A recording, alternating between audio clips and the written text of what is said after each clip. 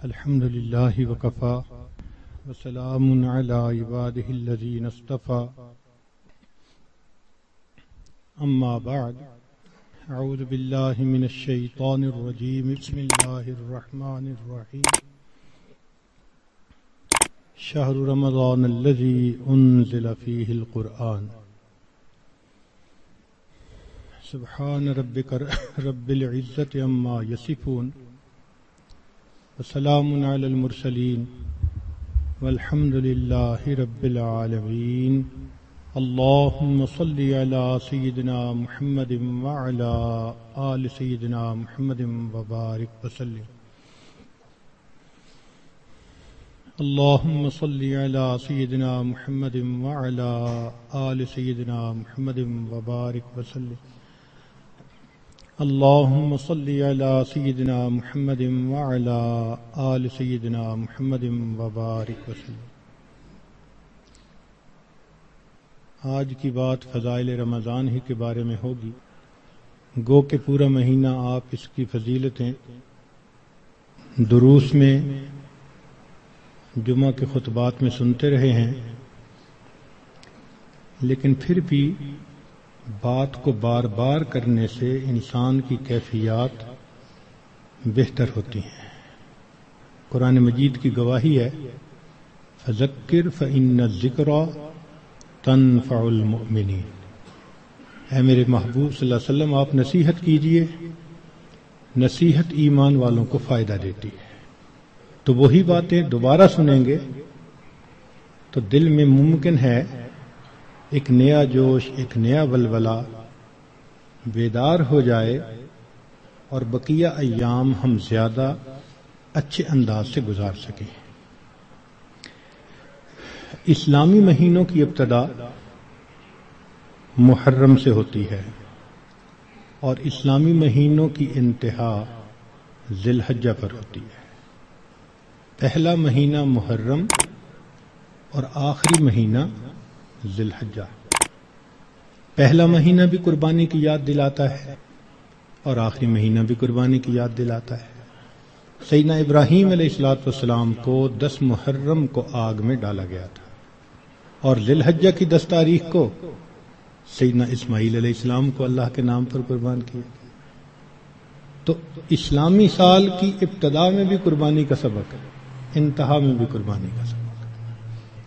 اب اگر اس سال کے 2 حصے کیے جائیں تو 2 شش ماہیاں بنتی ہیں، پہلے 6 مہینے اور دوسرے 6 مہینے۔ پہلے 6 مہینوں میں درمیان میں تیسرا مہینہ ہے ربیع الاول، وہ بھی انعام کا مہینہ، کہ اس میں اللہ کے پیارے حبیب صلی اللہ علیہ وسلم دنیا میں تشریف لائے۔ اللہ رب العزت نے انسان کو بے شمار نعمتیں دی، احسان نے جتایا، آنکھیں دیں، زبان دی، دماغ دیا، سماعت دی، کھانے پینے کو کیا کیا نعمتیں دی، پانی دیا، ہوا دی، رہنے سہنے کو گھر دیا، مگر احسان نے جتایا۔ انسان کی خاطر زمین بنائی، آسمان بنایا، احسان نے جتایا۔ ایک نعمت ایسی تھی کہ اللہ رب العزت نے جب وہ عطا کی تو اس کو عطا فرماتے ہوئے اللہ نے احسان بھی جتلایا۔ فرمایا لقد من اللہ علی المؤمنین اذ بعث فیہم رسولا۔ تحقیق اللہ نے ایمان والوں پر احسان فرمایا۔ تو پہلے 6 ماہی میں ربیع الاول کا مہینہ تیسرا انعام ملا اس امت کو، اور دوسری 6 ماہی میں 9واں مہینہ رمضان کا مہینہ، یہ بھی اللہ کی طرف سے انعام۔ جتنی آسمانی کتابیں اتاری گئیں رمضان مبارک میں، تو یہ مہینہ رحمتوں کا، برکتوں کا، مغفرت کا مہینہ ہے۔ چنانچہ رمضان کا لفظ را، میم اور ضاد 3 حرفوں سے بنا، اس کے معنی ہیں جلنے اور جلانے کے۔ اس کو رمضان کیوں کہتے ہیں؟ لِأَنَّهُ يَرْمَزُ الذُّنُوبَ، اس لیے کہ یہ مہینہ انسان کے گناہوں کو جلا دیا کرتا ہے۔ جیسے آگ کسی چیز کو جلا کے ختم کر دیتی ہے، یہ مہینہ بھی مومن کے گناہوں کے نام و نشان کو مٹا دیتا ہے۔ زمین اگر ناپاک ہو تو ایک طریقہ تو یہ ہے کہ اتنی بارش برسے کہ ساری گندگی بہہ جائے، اب جب زمین دوبارہ خشک ہوگی تو پاک کہلائے گی۔ اور دوسرا طریقہ یہ ہے کہ اس زمین پر سورج کی تپش اور گرمی اتنی پڑے کہ وہ گرمی اس نجاست کا نام، نشان، رنگت، ہر چیز کو ختم کر کے رکھ دے، زمین پھر پاک کہلائے گی۔ تو یہ مثال ہے رمضان کی کہ اس مہینے میں اللہ رب العزت کی طرف سے اتنی رحمتوں کی بارش ہوتی ہے کہ انسان کے دل کی نجاستوں کو وہ مٹا کے رکھ دیتی ہے۔ یا یوں سمجھ لیں کہ اس مہینے میں برکات کی ایسی تپش آتی ہے انسان کے دل پر، نور کا سورج جو طلوع ہوتا ہے تو وہ دلوں کو اس قدر حرارت پہنچاتا ہے کہ دلوں کی نجاست کو مٹا کے رکھ دیتا ہے، اس لیے اس کو رمضان کہا گیا۔ حدیث مبارکہ میں اس کے مختلف نام ہیں۔ عربوں میں عظمت والی چیز کے کئی نام ہوتے تھے، اللہ رب العزت کے 99 نام، وَلِلَّهِ الْأَسْمَاءُ الْحُسْنَى، تو رمضان کے بھی کئی نام۔ چنانچہ حدیث مبارکہ میں اس کو شہر مبارکن، اس لیے ہم رمضان مبارک بھی کہہ دیتے ہیں۔ شہر عظیم، عظمت والا مہینہ۔ شہر الصبر، صبر کا مہینہ۔ شہر المواسات، غمخاری کا مہینہ۔ چنانچہ علماء نے لکھا ہے کہ رمضان سید الشہور، یہ مہینوں کا سردار ہے۔ فیہ بدأ نزول القرآن، اس میں ہی قرآن مجید نازل ہوا۔ اس کی 27 تاریخ کو، رمضان کی 27 تاریخ کو لوح محفوظ پر آسمان دنیا پر نازل کر دیا گیا۔ پھر وہاں سے 23 سال کے عرصہ میں آہستہ آہستہ آہستہ آہستہ آیات کو نبی علیہ السلام پر اتارا گیا۔ تفسیر طبری میں قتادہ رضی اللہ تعالی عنہ کی روایت ہے، فرماتے ہیں ان اللہ اصطفیٰ صفایا من خلقہ، اصطفیٰ من الملائکۃ رسلا ومن الناس واصطفیٰ من الکلام ذکرہ، اللہ تعالیٰ نے انسانوں میں، فرشتوں میں بعض کو چن لیا ہے، ان کو فضیلت بخش دی ہے۔ کلام میں اللہ نے اپنے ذکر کو، اپنی یاد کو پسند فرما لیا۔ واصطفیٰ من الارض مساجدہ، اور زمین کے ٹکڑوں میں سے جو مساجد جہاں بنی ہیں ان مساجد کو اللہ نے چن لیا۔ واصطفیٰ من الشہور رمضان، اور مہینوں میں سے اللہ نے رمضان کو چن لیا۔ واصطفیٰ من الایام یوم الجمعہ، دنوں میں اللہ تعالیٰ نے جمعہ کے دن کو چن لیا۔ واصطفیٰ من اللیالی لیلۃ القدر، اور راتوں میں اللہ تعالیٰ نے لیلۃ القدر کو چن لیا۔ فعظموا ما عظم اللہ، تم بھی تعظیم کرو اس کی جس کی اللہ نے تعظیم فرمائی، جس کو اللہ نے عظمت بخشی تم بھی اس کی تعظیم کرو۔ چنانچہ تفسیر در منصور میں علامہ سیوطی رحمۃ اللہ علیہ فرماتے ہیں، کعب رضی اللہ تعالی عنہ سے روایت کہ ان اللہ اختار ساعات اللیل والنہار فجعل منہن صلاۃ المکتوبہ، اللہ تعالیٰ نے دن رات میں سے کچھ اوقات کو پسند کیا، ان میں 5 نمازوں کو فرض فرما دیا۔ واختار الایام فجعل منہن الجمعہ، دنوں کو چنا تو ان میں سے جمعہ کو پسند فرما لیا۔ واختار الشہور فجعل منہن شہر رمضان، واختار اللیالی فجعل منہن لیلۃ القدر۔ تو جب اللہ رب العزت نے لیلۃ القدر کو اتنی عظمت بخشی اور اس مہینے کو اتنی عظمت بخشی، تو ہمیں بھی چاہیے کہ ہم اس مہینے کی برکتوں سے فائدہ اٹھانے والے بن جائیں۔ چنانچہ علامہ طبرانی رحمۃ اللہ علیہ مجموع الزوائد میں سید الشہور شہر رمضان و سید الایام یوم الجمعہ، نبی علیہ السلام اس مہینے کا انتظار فرماتے تھے۔ اس مہینے کی فضیلت کے لیے یہ کتنا عجیب پوائنٹ ہے کہ اللہ رب العزت کے پیارے حبیب صلی اللہ علیہ وسلم اس مہینے کا انتظار فرماتے، دعا فرماتے تھے، اللہم بارک لنا فی رجب و شعبان و بلغنا رمضان، اے اللہ ہمیں رجب اور شعبان میں برکت عطا فرما اور بخیریت ہمیں رمضان تک پہنچا. انسان وش کرتا ہے نا تو کسی بہت بڑی نعمت کے لیے وش کرتا ہے. اللہ کے حبیب صلی اللہ علیہ وسلم 2 مہینے پہلے سے دعا مانگتے تھے. جب بڑے کسی چیز کو بڑا کہیں تو واقعی بڑی ہوتی ہے. اللہ کے پیارے حبیب صلی اللہ علیہ وسلم نے اس مہینوں کو شہر عظیم کہا، بڑا مہینہ.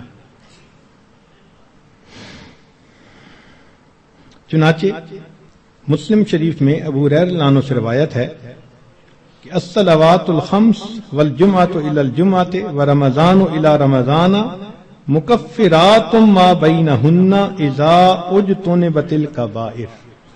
اگر کبائر سے بچا جائے تو جمعے سے جمعہ 5 نمازیں اور ایک رمضان سے دوسرے رمضان تک کے جتنے گناہ ہوتے ہیں وہ سارے کے سارے اللہ تعالیٰ معاف فرما دیتے ہیں. چنانچہ کنز العمال میں لکھا ہے کہ اذا سلمت الجمعۃ سلمت الایام. جمعہ اگر اچھے انداز سے کسی نے گزار لیا تو باقی دن بھی اس کے اچھے گزر جائیں گے. وَإِذَا سَلِمَ رَمَضَانُ سَلِمَتِ السَّنَةُ. اور جس نے رمضان اچھے انداز سے گزار دیا آنے والا پورا سال اس کا اچھا گزار دیا جائے گا. امام ربانی مجدد ثانی رحمۃ اللہ علیہ اپنے مکتوبات میں فرماتے ہیں کہ یہ رمضان کا مہینہ آنے والے سال کا ایک نمونہ ہوتا ہے. جس انداز سے بندہ گزارتا ہے اللہ تعالیٰ بقیہ سال انہی اعمال کی توفیق عطا فرما دیتا ہے. مثال کے طور پہ ایک نوجوان اگر چاہتا ہے کہ میں اپنی آنکھوں کا پرہیز کروں، غیر محرم سے اپنی آنکھوں کو بچاؤں، تو وہ رمضان میں اس کی مشق کر لے. اگر پورا رمضان غیر محرم سے نظر بچا لی، بقیہ پورا سال اللہ اس کو توفیق عطا فرما دے گا. آپ پورا رمضان تہجد کی پابندی کر لیجئے، تلاوت کی، اعمال کی پابندی کر لیجئے، اور پھر دیکھیے بقیہ پورا سال وہ کام کس طرح آسان ہو جاتے ہیں. اللہ تعالیٰ توفیق دے دیتے ہیں اس بندے کو. اس لیے ہمارے اکابر رمضان کو بہت اہتمام کے ساتھ گزارتے تھے. بلکہ بخاری شریف کی روایت ہے کہ ایک صحابیہ حج پہ جانا چاہتی تھی، خاوند نے نہ کر دی. پوچھا بھی کیوں؟ اس نے کہا سواری نہیں ہے. اس نے کہا فلاں اونٹ تو ہے. اس نے کہا وہ میں نے صدقے کی نیت کر لی، اب وہ میرا نہیں، وہ اللہ کا ہے، اب میں تمہیں نہیں لے کے جا سکتا. خاموش ہو گئی. خاوند جب حج کر کے واپس آیا تو وہ عورت نبی علیہ السلام کی خدمت میں حاضر ہوئی.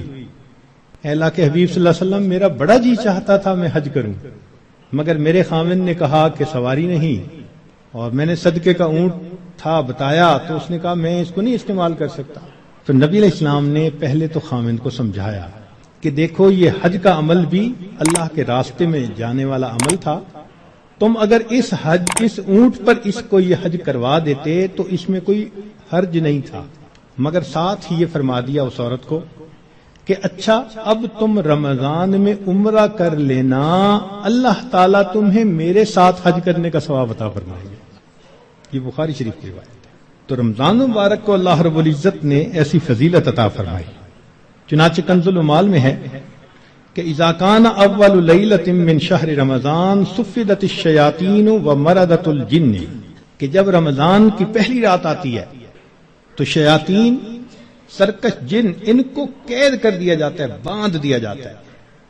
خبردار میرے پیارے حبیب صلی اللہ علیہ وسلم کے امتیوں کے روزوں کو تم خراب نہ کر سکو، تو شیاطین کو باندھ دیا جاتا ہے. وغلقت ابواب النار فلم یفتح منها باب، جہنم کے سارے دروازے بند کر دیے جاتے ہیں، پورا رمضان بند رہتے ہیں. وفتحت ابواب الجنت فلم یغلق منها باب، اور جنت کے سارے دروازے کھول دیے جاتے ہیں اور ان دروازوں کو پورا مہینہ بند نہیں کیا جاتا. سبحان اللہ.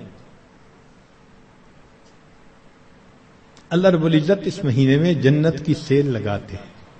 وَيُنَادِي مُنَادٍ كُلَّ لَيْلَةٍ، اور ایک ندا دینے والا فرشتہ ہر رات یہ ندا دیتا ہے، یا باغی الخیر اقبل، اے نیکی کے متلاشی آگے بڑھ. ابتغاء سے ہے یہ لفظ باغی الخیر. وَيَا باغی الشر اقصر، برائی کے تلاش کرنے والے تھم جا، رک جا. وَلِلَّهِ عُتَقَاءً مِّنَ النَّارِ وَذَلِكَ كُلَّ لَيْلَةٍ. ہر رات میں اللہ تعالیٰ جہنم سے جہنمیوں کو بری فرما دیتے ہیں. اب یہاں طالب علم کے ذہن میں ایک سوال پیدا ہوتا ہے کہ رمضان مبارک میں شیاطین تو قید ہو گئے، پھر کیوں برائیاں ہوتی ہیں، غفلتیں ہوتی ہیں؟ تو علماء نے اس کے کئی جواب دیے. ایک جواب تو انہوں نے دیا بھئی بڑے شیاطین تو قید ہو گئے، اب چھوٹے شتونگڑے بھی تو ہیں اور ہم اتنے غافل کہ شتونگڑے ہی کام دکھا جاتے ہیں. دوسرا علماء نے یہ کہا کہ شیطان کی وجہ سے نفس کے اندر اتنی خباثت آ جاتی ہے کہ شیطان اگر باندھ بھی دیا جاتا ہے تو نفس اس کا کارندہ بنا رہتا ہے، وہ انسان کو گناہوں پر اکسائے رکھتا ہے. یا برے دوست ہوتے ہیں، یار بد، ان کی وجہ سے انسان رمضان میں بھی نیکی پر نہیں آتا. مگر اس کی خوبصورت مثال یہی ہے کہ جیسے لوہے کو بھٹی میں گرم کرے نا تو سرخ ہو جاتا ہے، پھر اس کے بعد اس کو بھٹی سے نکال لیں تو وہ 1 منٹ میں ٹھنڈا نہیں ہوتا، وہ گھنٹہ 2 گھنٹے گرم رہتا ہے. تو شیطان نے انسان کو گناہوں کی بھٹی میں اتنا گرما دیا ہوتا ہے کہ ان لوگوں کے لیے رمضان کا مہینہ آ بھی جاتا ہے تو وہ گرمی اسی طرح موجود رہتی ہے. نبی علیہ السلام نے ارشاد فرمایا من وافق موتہ عند القضاء رمضان دخل الجنہ. جس بندے کو رمضان المبارک کے اندر موت آ گئی اللہ تعالیٰ اس کو جنت کے اندر داخل فرما دیتے ہیں. سیدہ عائشہ صدیقہ رضی اللہ تعالی عنہ فرماتی ہیں کہ کان رسول اللہ صلی اللہ علیہ وسلم یجتہد فی رمضان ما لا یجتہد فی غیرہ. مسلم شریف کی روایت کہ رمضان المبارک میں نبی علیہ السلام عبادات میں اتنی محنت فرماتے تھے، مشقت اٹھاتے تھے کہ رمضان کے علاوہ کسی اور مہینے میں اس قدر محنت نہیں فرماتے تھے. اس سے معلوم ہوا کہ خاص اہتمام فرماتے تھے اس مہینے. ایک اور روایت ہے بہقی کی، سیدہ عائشہ صدیقہ عنہا فرماتی ہیں کہ کان رسول اللہ صلی اللہ علیہ وسلم اذا دخل رمضان، کہ جب رمضان کا مہینہ آتا تھا شد مئزرہ، نبی علیہ السلام اپنی تہبند کو کس کے باندھ لیتے تھے. ثم لم یأت فراشہ حتی ینسلخ، پھر پورا مہینہ گزرنے تک اپنے بستر پر واپس نہیں آیا کرتے تھے. اللہ اکبر کبیرہ. اس لیے کہ وہ رمضان کی برکات سے واقف تھے، جانتے تھے. بہقی کی شریف کی ایک اور روایت ہے کان اذا دخل رمضان تغیر لونہ، کہ جب رمضان کا مہینہ آتا تھا نبی علیہ السلام کا چہرے کا رنگ بدل جاتا تھا. اللہ اکبر کبیرہ. وکثرت صلاتہ، اور نبی علیہ السلام نماز نفل کثرت کے ساتھ پڑھتے تھے. وابتہل فی الدعاء واشفق لونہ، اور اپنی دعا میں اتنے اللہ کے سامنے عاجزی کرتے تھے کہ آپ صلی اللہ علیہ وسلم کا چہرہ انور سرخ ہو جایا کرتا تھا. اللہ اکبر. چنانچہ ایک حدیث مبارکہ میں ہے، سلمان فارسی رضی اللہ عنہ اس کی روایت فرماتے ہیں کہ خطبنا رسول اللہ صلی اللہ علیہ وسلم فی آخر یوم من شعبان فقال، نبی علیہ السلام نے فرمایا یا ایھا الناس قد اضلکم شہر عظیم مبارک، اے لوگو تمہارے اوپر ایک بڑا مہینہ برکت والا آ گیا ہے. شہر فیہ لیلۃ خیر من الف شہر، ایسا مہینہ کہ جس میں ایک رات ہے جو 1000 مہینوں کی عبادت سے بھی زیادہ افضل ہے.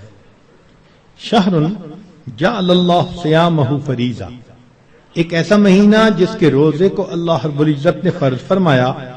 وقیام لیلہ تطوعا، اور رات کے قیام کو اللہ نے اپنے قرب کا ذریعہ بنایا. من تقرب فیہ بخصلۃ من الخیر کان کمن ادى فریضۃ فیما سوا، جس نے رمضان میں نفل عمل کیا ایسے اجر ملے گا جیسے رمضان کے علاوہ اس نے کسی فرض کے اوپر عمل کیا تھا. ومن ادى فریضۃ فیہ کان کمن ادى 70 فریضۃ فیما سوا، جس نے ایک فرض پر عمل کیا اس کو 70 فرض جو غیر رمضان میں ہوتے ہیں اس کے برابر اجر عطا کیے جاتے ہیں. یہاں سے معلوم ہوا کہ اللہ رب العزت رمضان مبارک میں انسان کے اعمال کا ریٹ 70 گنا بڑھا دیتے ہیں، ملٹیپلائی، سبحان اللہ۔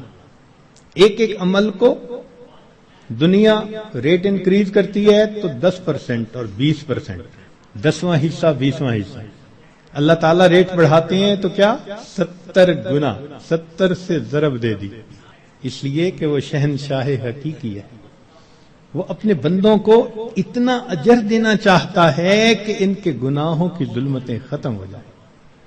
تو ایسے وقت میں ہمیں بھی چاہیے کہ ہم اپنے اعمال اللہ رب العزت کے حضور پیش کریں۔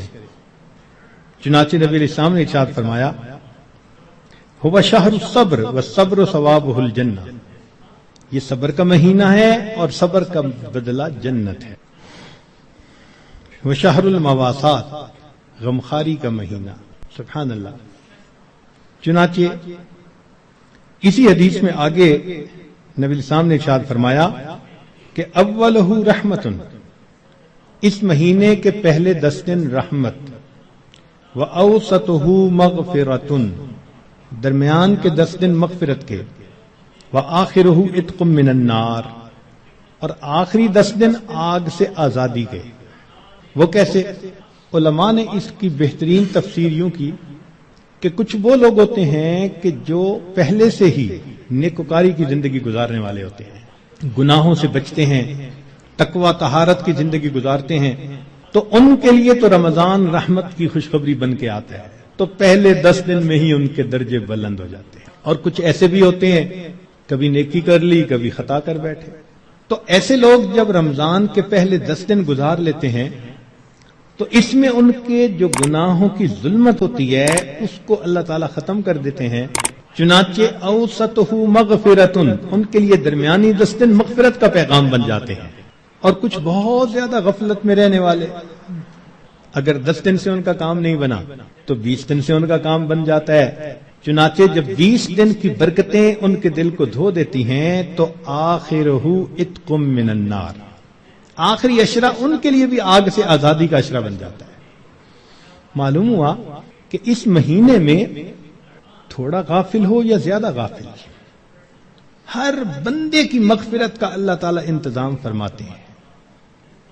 ہاں، بندے کو خود کوشش کرنی چاہیے۔ اگر کوئی آدمی خود ہی بے توجہ بن کر زندگی گزارے اور رمضان کا احترام ہی نہ کرے تو وہ تو پھر اپنا قصور ہے نا، ورنہ یہ اس کو احساس ہو گیا کہ مجھے رمضان مبارک کے اس مہینے میں اللہ کا قرب حاصل کرنا ہے، اس مہینے کی برکتیں اتنی ہیں کہ ایک لمحے کی برکت انسان کو ولی بنانے کے لیے کافی ہے۔ امام ربانی مجدد ثانی رحمۃ اللہ علیہ فرماتے ہیں مکتوبات میں کہ اے کاش پورے سال کی برکتوں کو رمضان المبارک کی برکتوں کے ساتھ وہ نسبت ہوتی جو ایک دریا کو سمندر کے ساتھ ہوتی ہے، مگر وہ بھی نہیں ہے۔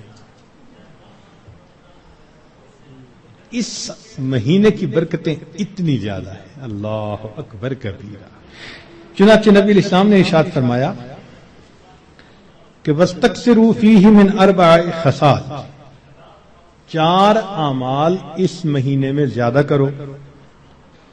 خصلتین تردون بہما ربکم وخصلتین لا غنا بکم عنہما، 2 عمل تو ایسے ہیں کہ جن سے تم اپنے رب کو راضی کرو، اور 2 عمل ایسے ہیں کہ تمہیں اس کے سوا چارہ ہی نہیں، مجبوری ہے تمہاری۔ اللتان تردون بہما ربکم، وہ 2 باتیں کہ جس کو ذریعے تم اپنے رب کو راضی کرو، فشہادت اللہ الہ الا اللہ وتستغفرونہ، یعنی کلمے کا ورد زیادہ کرنا، تحلیل زیادہ پڑھنا اور استغفار زیادہ پڑھنا، یہ 2 عمل اس مہینے میں خاص طور پر زیادہ کرنے کی ضرورت ہے، کیونکہ اللہ کے پیارے حبیب صلی اللہ علیہ وسلم نے ارشاد فرمایا، لہذا اس بات کی اہمیت دل میں اچھی طرح بٹھانی چاہیے۔ تو لا الہ الا اللہ کی بھی کثرت کریں، کم از کم چند 100 مرتبہ دن میں پڑھ لیا کریں، اور ہمت والے تو 1000 دفعہ 2000. ایسے لوگ ہیں ہر دن میں رمضان کے 10,000 مرتبہ تحلیل پڑھتے ہیں. اس وقت ایسے لوگ ہیں رمضان المبارک کے ہر دن میں ایک قرآن مجید کی تلاوت مکمل کرتے ہیں. نوجوان ہیں، کما رہے ہیں، وقت تو ایک جیسا ہے ہمارا بھی اور ان کا بھی، لیکن انہوں نے یہ محسوس کر لیا کہ اس وقت میں ہم نے اللہ کو راضی کر کے ہٹنا ہے. ان کے لیے یہ سارے کام آسان. تو ہم چلو چند 100 دفعہ یا 1000 دفعہ ہی لا الہ الا اللہ کا ورد کر لیا کریں، اور اگر چلتے پھرتے عادت ڈال لیں تو سبحان اللہ کئی 1000 مرتبہ کرنا بھی آسان ہے. اور ہمارے اکابر سبحان اللہ وہاں سینکڑوں اور ہزاروں کی بات نہیں ہوتی تھی، اور لاکھوں کی بھی بات نہیں ہوتی تھی، کروڑوں کی بھی بات نہیں ہوتی تھی. کروڑوں مرتبہ سے زیادہ دل کے اوپر لا الہ الا اللہ کی ضرب لگتی تھی، کروڑوں مرتبہ سے زیادہ. دل کے اوپر کتنا نور ہوتا ہوگا. اللہ اکبر کبیرہ. اور استغفار کی کثرت کریں. اور 2 چیزیں جس کی ہمیں ضرورت ہے، ایک اللہ رب العزت سے جنت مانگیں اور جہنم سے اللہ تعالی سے پناہ مانگیں.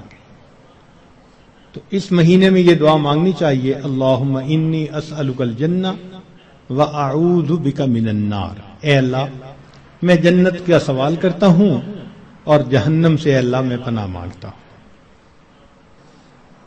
چنانچہ رمضان مبارک کا اکرام کیسے کیا جائے اس کو بھی تھوڑا تفصیل سے بتا دیں. جو احترام کرنے والے ہیں وہ تو رمضان سے 2 مہینے پہلے سے ہی دعائیں مانگنی شروع کر دیتے ہیں. رمضان سے پہلے ہی گناہوں کو توبہ کر کے باطن کا غسل کر لیتے ہیں اور پھر رمضان خوب اچھے انداز سے گزارتے ہیں. لیکن اب آخری عشرہ رہ گیا. اس آخری عشرے میں ہم گناہوں سے اس طرح بچیں جیسے احرام کی حالت میں حاجی محرم گناہوں سے بچا کرتا ہے. جو لوگ حج پر گئے ہیں نا، عمرہ پر، ان کو اچھی طرح اندازہ ہے کہ جب احرام باندھ لیتا ہے تو بالکل کیفیت ہی اور ہو جاتی ہے. پھر جنایات سے بہت بچنے کی کوشش ہوتی ہے. ہر وقت یہ احساس رہتا ہے میں محرم ہوں، احرام باندھا ہوا ہے. بالکل رمضان گزارتے ہوئے وہی کیفیت ہو، انا صائم، میں روزہ دار ہوں، رمضان کا مہینہ ہے، مجھے اس میں کوئی گناہ نہیں کرنا. چلتے پھرتے لا الہ الا اللہ کا ورد رکھیں اور کبھی کبھی پورا کلمہ بھی پڑھیں، لا الہ الا اللہ محمد الرسول اللہ. جتنا ممکن ہو سکے قرآن مجید کی تلاوت کریں، حتیٰ کہ 2-3 منٹ بھی اگر خالی ہیں تو اس کو خالی نہ گزرنے دیں. قرآن پاک دیکھ کر پڑھ لیں، اور اگر قرآن پاک پاس نہیں یا وضو نہیں تو جو صورتیں یاد ہیں کم از کم وہی پڑھ لیں. حسب استطاعت رمضان مبارک میں صدقہ و خیرات زیادہ کریں. سیدہ عائشہ صدیقہ رضی اللہ عنہا فرماتی ہیں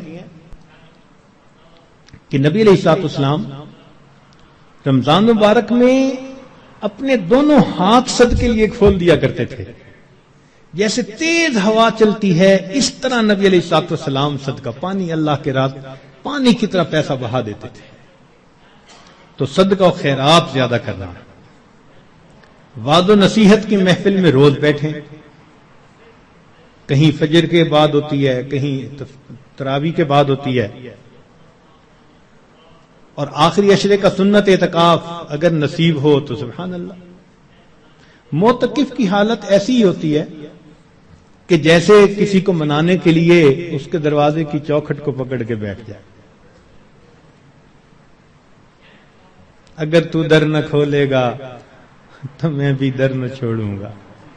بس نیت کر لے کہ اے رب کریم آپ کو مجھے منا کے اٹھنا ہے. واقعی دیکھا ہم نے، محبت میں ایسے ہوتا ہے، اگر کبھی کوئی محبوب ناراض ہو لوگ قدموں میں بیٹھ جاتے ہیں، بیٹے سے باپ خفا ہو آپ کے قدموں میں بیٹھ جاتے ہیں، ابو جب تک آپ راضی نہیں ہوں گے میں قدموں میں سے نہیں اٹھوں گا۔ سبحان اللہ، یہی مومن کا حال ہونا چاہیے۔ اے کریم تیرے در پر آ کر بیٹھ گئے ہیں،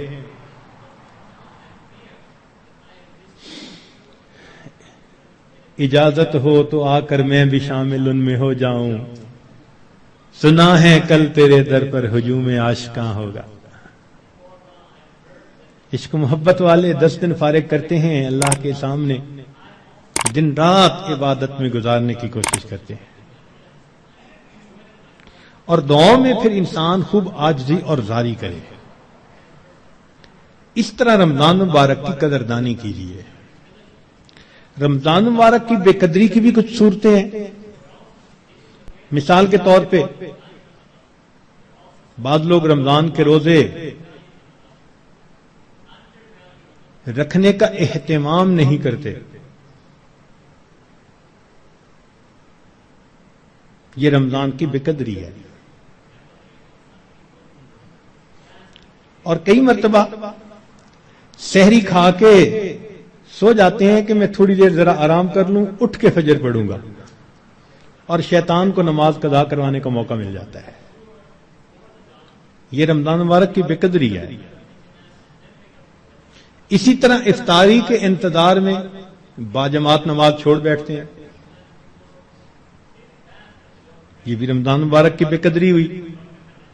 بعض لوگ رمضان المبارک میں خبروں کے نام پر ٹی وی دیکھتے ہیں، غیر محرم عورتوں پر نظر پڑتی ہے،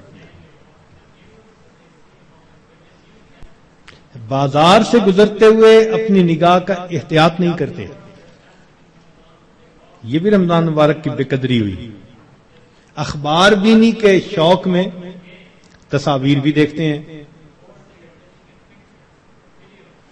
یا بعض لوگوں کو دیکھا کہ بھوک سے بچنے کے لیے یا پیاس کے احساس سے بچنے کے لیے ڈائجسٹ پڑھنا شروع کر دیتے ہیں، ناول، افسانے، کہ وقت گزر جائے۔ تو وقت گزاری کے لیے ڈائجسٹ جیسی کتابیں اور اس طرح کی کتابوں کا پڑھنا یہ بھی رمضان مبارک کی بے قدری ہے۔ اس سے تو بہتر تھا کہ آپ قرآن مجید کی تلاوت کر لیتے۔ اور بعض مرتبہ عورتیں گھر کے کام کاج میں لگی ہوتی ہیں تو وہ وقت گزاری کے لیے موسیقی والی قوالی لگا دیتی ہیں، اور ایسی آج کل قوالیاں بن بھی خوب رہی ہیں گانوں کی طرز پر۔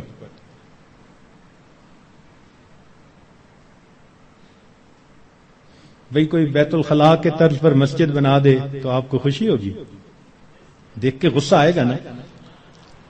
تو اگر کوئی نعت بنانی تھی تو ضروری ہے کہ گانے کی طرز پر بنانی ہوتی ہے؟ خدا کے بندو، تو اس قسم کی قوالیاں جن میں ساز ہو، موسیقی ہو، وہ حرام ہوتی ہیں۔ نبی علیہ السلام نے ارشاد فرمایا، میں آلات موسیقی کو توڑنے کے لیے مبعوث ہوا ہوں، اس لیے اس سے 100% پرہیز کرنا چاہیے۔ بعض نوجوان وقت گزارنے کے لیے انٹرنیٹ پہ بیٹھ جاتے ہیں، اور جو دنیا بلا کا گند ہے وہ انٹرنیٹ کے اندر موجود ہوتا ہے، یہ بھی رمضان مبارک کی بے قدری ہوئی۔ اور بعض اپنے دوستوں سے میسیجز کا سلسلہ شروع کر دیتے ہیں، یہ بھی رمضان مبارک کی بے قدری۔ اور اس سے بڑھ کر اور گناہ یہ کہ سیل فون کے اوپر غیر محرم سے باتیں کرتے ہیں یا اس کو میسج بھیجتے ہیں، یہ بھی رمضان کی بے قدری ہے۔ اور یہ بھی رمضان کی بے قدری ہے کہ انسان غیر محرم کو کہے کہ میں اب رمضان میں میسج نہیں بھیجوں گا، اس کے بعد بھیجوں گا، تو اس کا مطلب یہ ہوا کہ اس نے اللہ کے حکم کی تعظیم نہیں کی۔ تو رمضان میں ان گناہوں کو کاملاً چھوڑنا ہے، یہ نہیں کہ صرف رمضان کے لیے چھوڑنا ہے۔ بعض لوگ حالات حاضرہ کے نام پر ایک دوسرے بندے کی غیبتیں شروع کر دیتے ہیں، بعض لوگ رمضان میں یہ کہنے میں بڑا خوشی محسوس کرتے ہیں آج روزہ بڑا لگ رہا ہے. بھائی صبر کیجئے، صبر کا مہینہ ہے، اور روزہ لگا بھی تو کتنے گھنٹے کی بات ہے، چند گھنٹے کی بات ہے. مگر وہ اس کو ایک ٹاپک بنا لیتے ہیں، ہر آنے والے کو بس میں اٹھ نہ سکا اور تھوڑا وقت تھا، پانی نہ پی سکا اور کھانا نہ کھا سکا. ایسے لگتا ہے جیسے روزے کا ماتم کر رہے ہو بیٹھے ہوئے. یہ بھی رمضان کی بے قدری ہے. رمضان مبارک میں جو آدمی اللہ رب العزت کے قرب کے لیے کوششیں کرے گا، یقیناً اللہ رب العزت اس کے گناہوں کو معاف فرمائیں گے اور اسے اپنا قرب عطا فرمائیں گے. اب ایک دو باتیں مزید سن لیجئے تاکہ بات کو مکمل کریں کہ اگر کوئی نیک بندہ آپ کو بتائے کہ قبولیت دعا کا وقت ہے، دعا مانگ لو، تو آپ کتنے اہتمام سے دعا مانگیں گے کہ جی ایک نیک بندے نے بتا دیا قبولیت دعا کا وقت تھا. اچھا اگر کوئی واقعی بڑا ولی ہو اور وہ بتا دے پھر تو اور اہتمام سے دعا مانگیں گے. تو اگر ایک ولی کے بتانے پر اتنے اہتمام سے دعا مانگتے ہیں تو ولیوں کے سردار، نبیوں کے سردار حضرت محمد مصطفیٰ احمد مجتبی صلی اللہ علیہ وسلم آپ نے ارشاد فرمایا کہ افطاری کے وقت روزے دار کی دعا کو اللہ تعالیٰ قبول فرماتے ہیں. اب اپنے ذرا ذہن میں سوچیں کہ کیا ہم افطاری کے وقت دعا اس اہتمام سے مانگتے ہیں؟ اور شیطان بھی ایسا ہے کہ وہ افطاری کے وقت دسترخوان پہ چیزیں لگواتا ہے، بس حسرت سے دیکھتے دیکھتے وہ افطاری کا وقت ہی آ جاتا ہے. اس وقت میں اہتمام سے دعا مانگے. رات کے اوقات میں، دن کے اوقات میں اللہ رب العزت سے معافی مانگیں اپنے گناہوں کی، اللہ تعالیٰ کو منانے کی کوشش کریں. یہ بخشش کا مہینہ ہے، رحمتوں کی انتہا ہے. جو بندہ تھوڑی سی بھی کوشش کرے گا یقیناً وہ رمضان کی رحمتوں کی وجہ سے بخش دیا جائے گا. اب یہاں پر ایک بات اور ذہن میں رکھیں کہ ماں اپنے بیٹے کے بارے میں بد دعا نہیں سن سکتی. کسی ماں کے سامنے بیٹے کو بد دعا دیں تو صحیح، حشر دیکھیں گلے پڑ جائے گی، تو ہوتا کون ہے میرے بیٹے کو بد دعا دینے والا. تو ماں کو اگر بیٹے سے اتنی محبت ہے کہ وہ بد دعا نہیں سن سکتی، تو کیا ایسا ہوگا کہ کوئی بد دعا دے اور ماں آمین کہے بیٹھ کے؟ وہ تو آمین نہیں نہ کہے گی. اب ماں کی محبت کا یہ عالم ہے تو اللہ کے پیارے حبیب صلی اللہ علیہ وسلم کو امت کے ساتھ کتنی محبت تھی. 23 سال امت کے لیے اللہ کے محبوب صلی اللہ علیہ وسلم راتوں کو روتے رہے. کوئی ماں بچوں کے لیے 23 سال نہیں روتی، کوئی باپ اپنی اولاد کے لیے 23 سال نہیں روتا. اللہ کے پیارے حبیب صلی اللہ علیہ وسلم 23 سال تہجد میں روتے تھے، امت کے لیے روتے تھے. اتنی محبت تھی امت کی. روایت میں آتا ہے کہ ملک الموت نے آ کے عرض کیا، اے اللہ کے حبیب صلی اللہ علیہ وسلم، اللہ تعالیٰ نے بھیجا ہے. نبی السلام نے پوچھا، اچھا پہلے مجھے یہ پوچھ کے بتاؤ میرے بعد میری امت کا کیا بنے گا؟ اللہ اکبر. ادھر سے بلاوا آتا ہے اور اللہ کے حبیب صلی اللہ علیہ وسلم کو امت یاد آتی ہے، میری امت کا کیا بنے گا؟ اللہ تعالیٰ نے فرمایا تیری امت کے بارے میں تیرے دل کو خوش کریں گے میرے محبوب. اللہ اکبر. اتنی محبت امت کے ساتھ. اور ان کے سامنے جبریل علیہ السلام ایک دعا مانگتے ہیں، برباد ہو جائے وہ شخص جس نے رمضان کا مہینہ پایا اور اپنی مغفرت نہ کروائی. اور اس پر نبی علیہ السلام فرماتے ہیں آمین.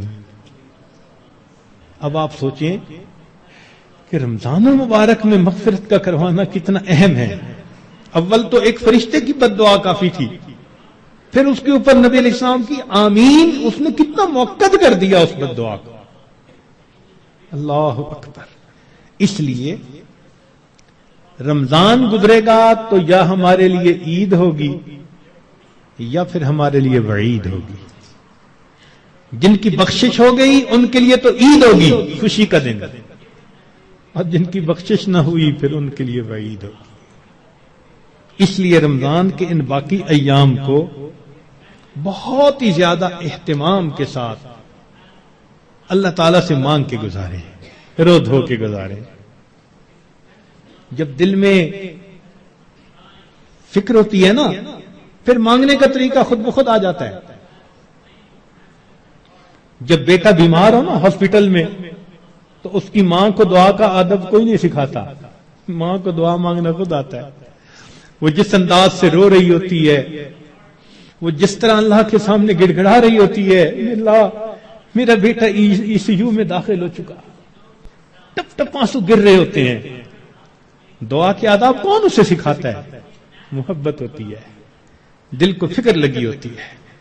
اسی طرح جب دل کو فکر لگ جاتی ہے نا کہ وقت تو گزر رہا ہے، میں نے کیا کیا اس میں، تو پھر انسان کو اللہ رب العزت سے مانگنا بھی آ جاتا ہے.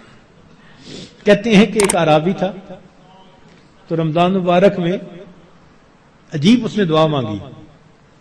کہنے لگا اللہم انک امرت بعتق العبید ونحن عبیدک. اے اللہ، آپ نے غلاموں کو آزاد کرنے کا حکم دیا ہے. اس حدیث میں بھی نبی الاسلام نے فرمایا کہ جو غلام آزاد کرے اس کو یہ اجر ملے گا. تو دیکھیے ایک دیہاتی شخص ہے کیا دعا مانگ رہا ہے، اللہم انک امرت بعتق العبید ونحن عبیدک فاعتقنا من النار فی شہر رمضان.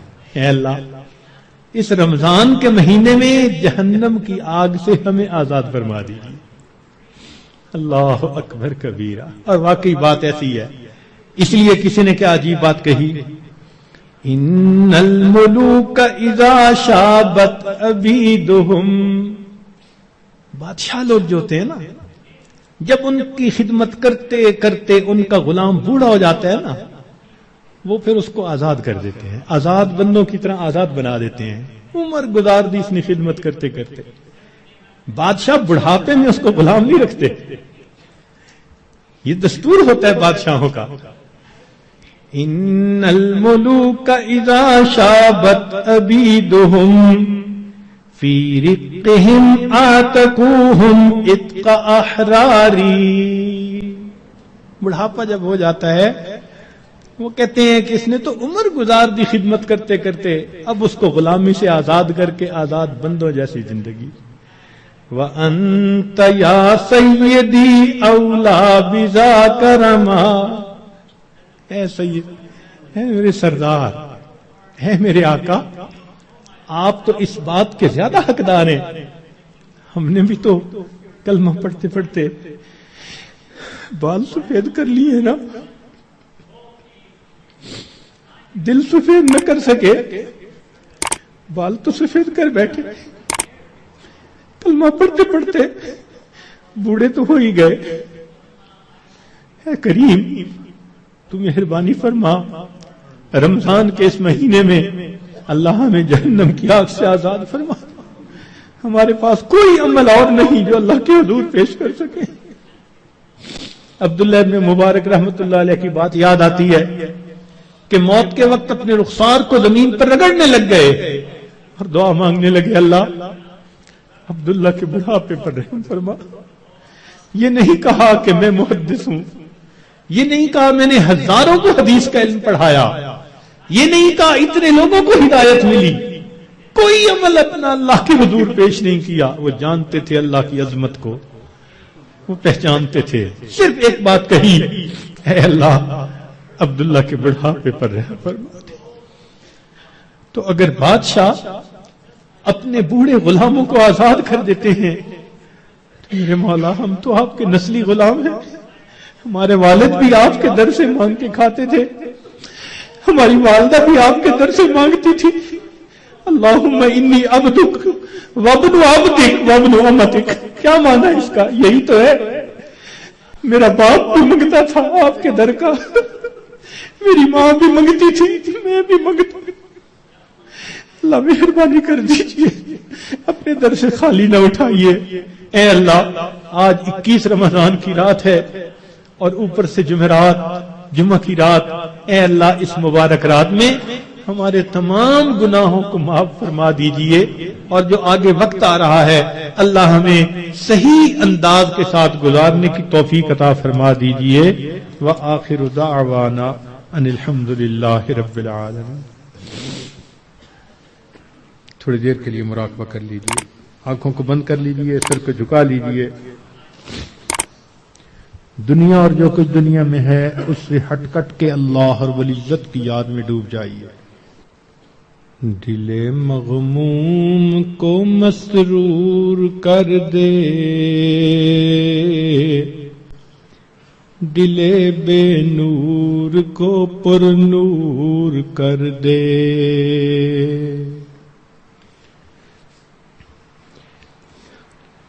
دل مغموم کو مسرور کر دے، دل بے نور کو پر نور کر دے۔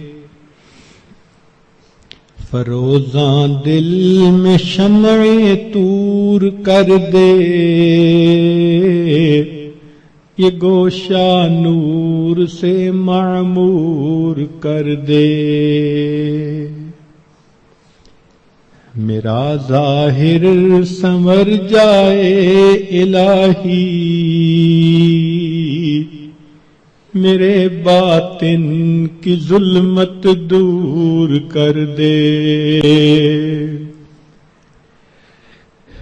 میرا ظاہر سنور جائے الہی، میرے باطن کی ظلمت دور کر دے۔ مے وحدت پلا مخمور کر دے، محبت کے نشے میں چور کر دے۔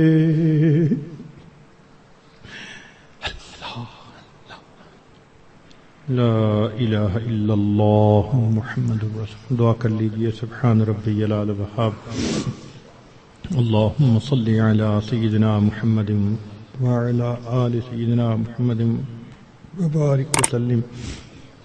اے مالک، ہم آپ کے آج مسکین بندے ہیں، ہمارے گناہوں کو معاف فرما، خطاؤں سے درگزر فرما، عیبوں کی پردہ پوشی فرما۔ اے کریم آقا، بابرکت مہینہ رمضان مبارک کا آ چکا ہے، اللہ اس کی رحمتیں عطا فرما دیجئے، برکتیں عطا فرما دیجئے۔ میرے مولا، بارش تو ہو رہی ہے، ہمارے ہی دل ایسے ہیں جو اس کے اثرات کو قبول نہیں کر پا رہے۔ اے اللہ، ان دلوں سے ظلمت کے پردے ہٹا دیجئے، ان دلوں کو اللہ صحیح معنوں میں زندہ فرما دیجئے۔ اے اللہ، سینوں میں دل کی جگہ سل لیے پھرتے ہیں، اس سل کو اللہ آج دل بنا دیجئے۔ اے کریم، رحمت کا معاملہ فرما دیجئے۔ میرے مولا، ہماری آنکھوں کو پاک کر دیجئے، دلوں کو صاف کر دیجئے۔ اے اللہ، رمضان مبارک کی قدردانی کی توفیق عطا فرما دیجئے۔ اے اللہ، آپ کے بندے دور قریب سے چل کر، اپنے گھروں کو چھوڑ کر، بیوی بچوں کو چھوڑ کر آپ کے در پر آ کے حاضر ہو گئے ہیں۔ میرے مولا، میں کہاں کہاں نہ پہنچا تیری دید کی طلب میں۔